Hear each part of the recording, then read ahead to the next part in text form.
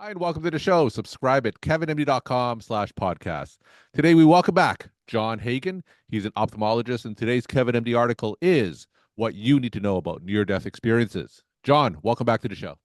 Thank you, Kevin. Thanks for inviting me. I want to tell everyone today, especially the physicians, that what we're going to be talking today about is a clinical syndrome. This is relevant to your everyday practice.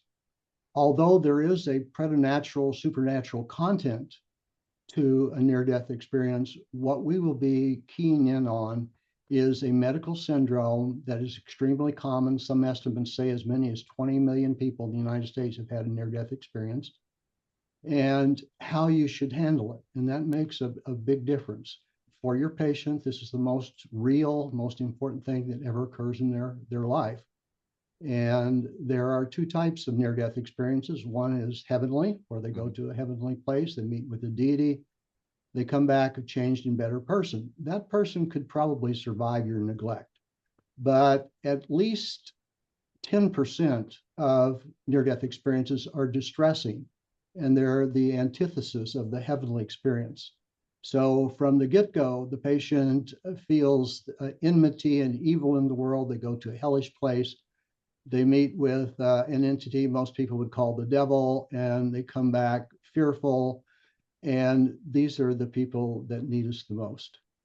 So let me tell you just a little bit about my creds and why Kevin invited you to talk with me today.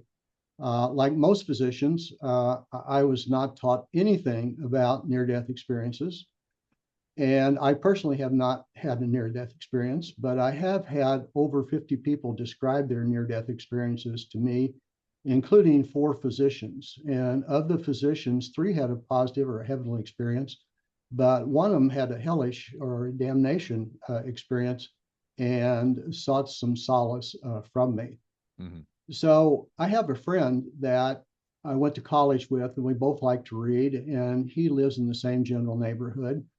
And when we see one another, we usually ask what the other person is reading. So I was at a party, and he said, "John, you're a doctor. What do you think of near-death experiences?" And I said, "What do you mean?" And he said, people die or almost die, and they go to heaven and they come back a changed person. He says, "Really fascinating. What do you doctors think about that?" And I said, hey, I'm pretty much clueless. So he said, "I want you to read my book." And the book was Evidence in the Afterlife by Dr. Jeffrey Long. Dr. Jeffrey Long is a radiation oncologist who runs the Near Death Research Foundation and has over 2,500 case reports. So I read my friend's book and I thought, wow, this is fascinating. So I read and read and read and read. And then at some point it clicked. Hey, this is something that doctors need to know about. This is a medical syndrome, and we should learn more. One of the things that I do is, for the last 24 years, I've been the editor of Missouri State Medical Journal, Missouri Medicine. And that's a 120-year-old prize-winning index peer-reviewed journal with faculty from 6 medical students on it. Since this has never been done before, and it still hasn't, where a peer-reviewed medical journal runs a series of articles educating physicians on near-death experiences. So I pitched the contributing editors, much as I'm pitching you today, and they said, "Yeah, we got it. It's a syndrome. Go for it." And because this had never been done before, I started at the top and asked all the world's experts, and they all said yes. So we started the series in 2013 and ran through 2015 to great acclaim. Shortly after the series closed, the University of Missouri Press contacted me and said, "Hey, can you turn this into a book?" So we contacted the authors, they updated it, and it came out in 2017. It's called The Science of Near-Death Experiences. And it remains, I believe, the only textbook for physicians. Mm-hmm. So let me give you a case history of a near-death experience. And this is typical, and it's actually one of my neighbors. And we had a neighborhood party, and he had read the newspaper about the book and asked if he could speak to me in private.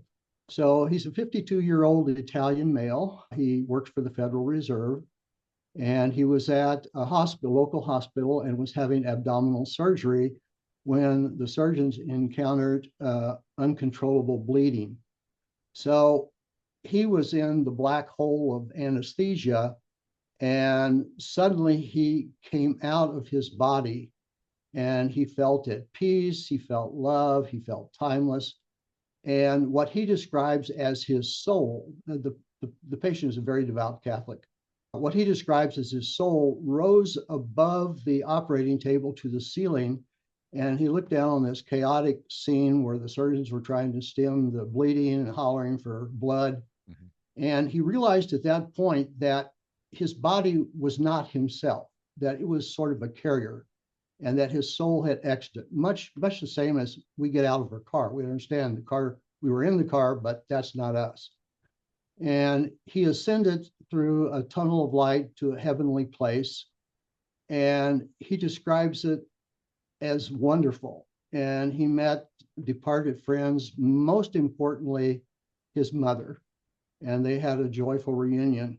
And it's kind of funny. He said, "Dr. Hagan, this is the Catholic heaven. It's really great." And with his mother, he met with God. Now, parenthetically, when people have these experiences, they are seen in the context of their cultural and religious experience.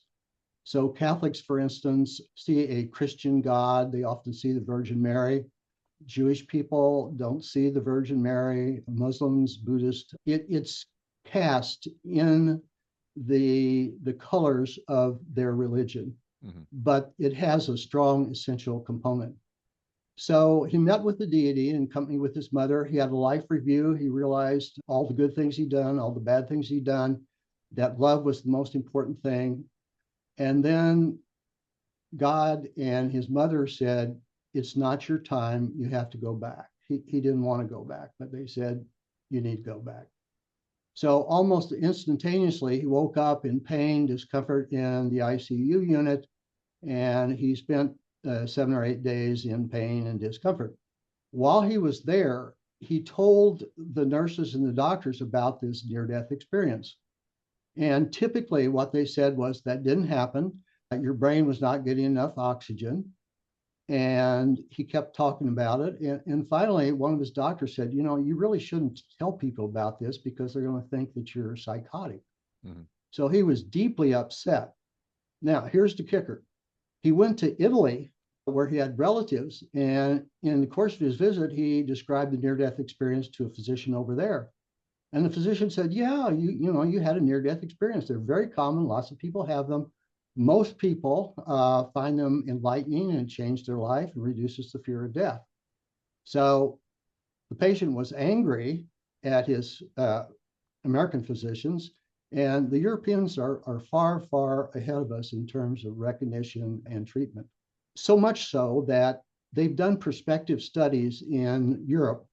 Dr. Pim van Lommel, who wrote one of the chapters of our book, has done this. And what they do is they take a referral medical center, and for a given period of time, let's say 2 months, mm-hmm.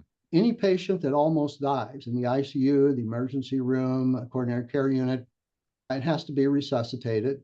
After they've recovered, they send a person in that's part of the study. And basically what they say is, when you almost died, did anything unusual happen to you that you'd like to talk about? And that's called systemic thoughtful inquiry. And when you do that, 20% of the people that almost died reported near-death experience, not with prompting, but with questioning.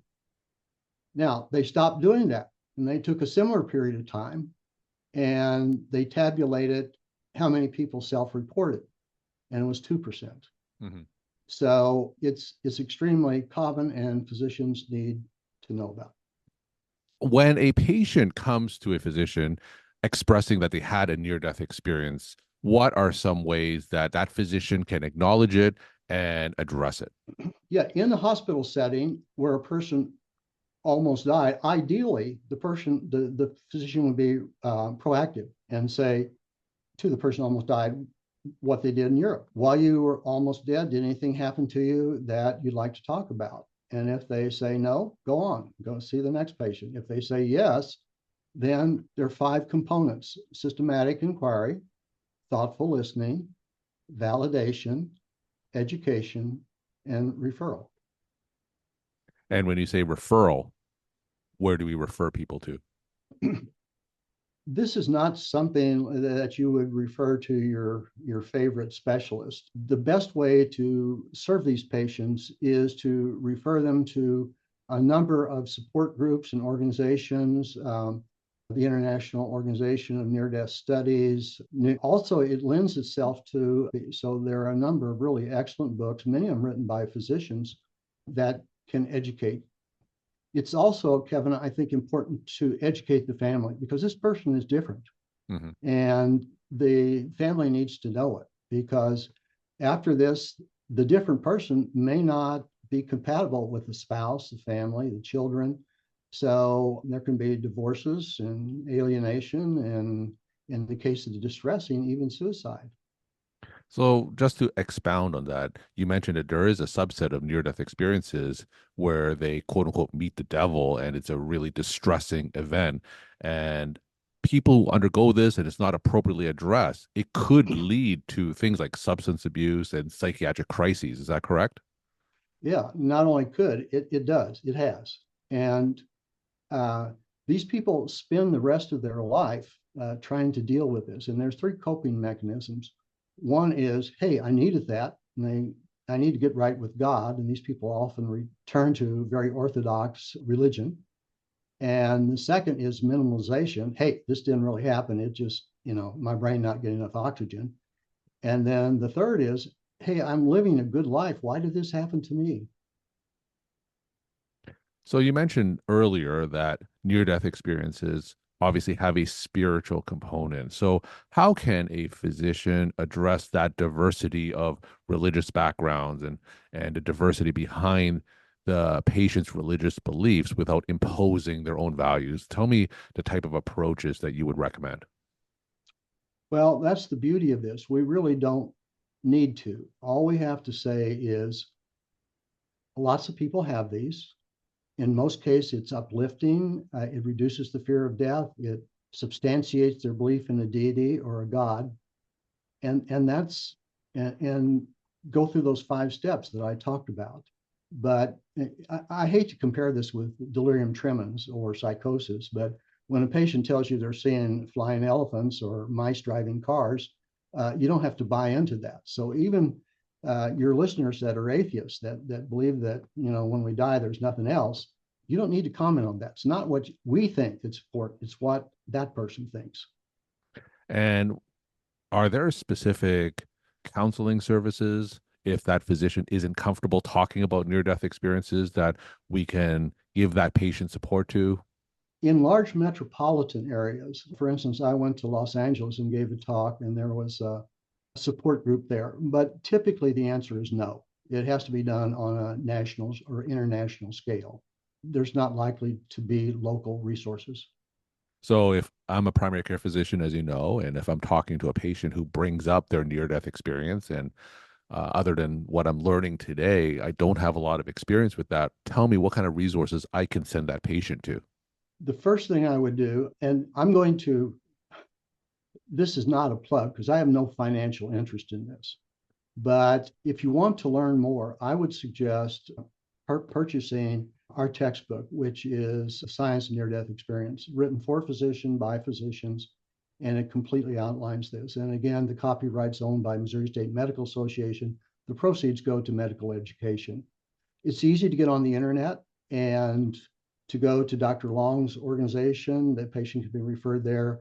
This IONS is the largest organization. They can be referred there. Actually, at the University of Virginia, they have a department that studies these, but they study the part that we're not studying today. We're talking about a clinical entity. They study the supernatural, preternatural interface with reality versus what's this.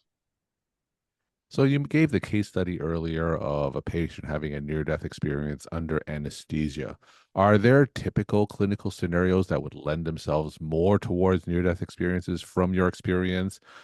Surgery, cardiac arrest, Yeah. traumatic accidents? Are there specific clinical scenarios that would lend themselves to a near-death experience?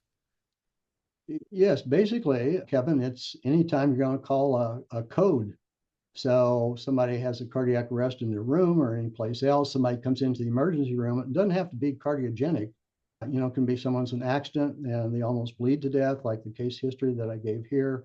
It can even be like overdose from, fentanyl. So any situation in which the person almost dies, accidental, therapeutic, whatever, it can occur. And just to be clear, when you talk about near-death experiences, do you get pushback from the conventional medical societies saying that there is no scientific explanation that can explain what's going on? Tell me the type of obstacles and pushback that you may receive. Actually, Kevin, very little. In fact, I have given lectures from Illinois to California and Kansas City, where I live. I've spoken to all the major hospitals except for one. And another thing, Kevin, is when I give grand rounds at a hospital, in many instances, the nurses are invited. And I'm giving my talk and they're shaking their head like you are because they know they spend a lot more time with patients than we do. And the people that come up and say, "Hey, Dr. Hagan, I've had these," are generally ICU, CCU, emergency room nurses. They are very, very receptive. But to answer your question, no real pushback, but an indifference that I find frustrating. We're talking to John Hagan. He's an ophthalmologist. Today's Kevin MD article is what you need to know about near-death experiences. John, as always, we'll end with your take-home messages that you want to leave with the Kevin MD audience. Okay, we're talking about a clinical syndrome. If you want to be the best doctor you can be, you need to know about them. If you have a patient that almost dies, you need to ask about them. If a patient spontaneously tells you they had a near-death experience, accept it, refer them. Thank you, Kevin. John, as always, thanks again for sharing your perspective and insight. Thanks again for coming back on the show.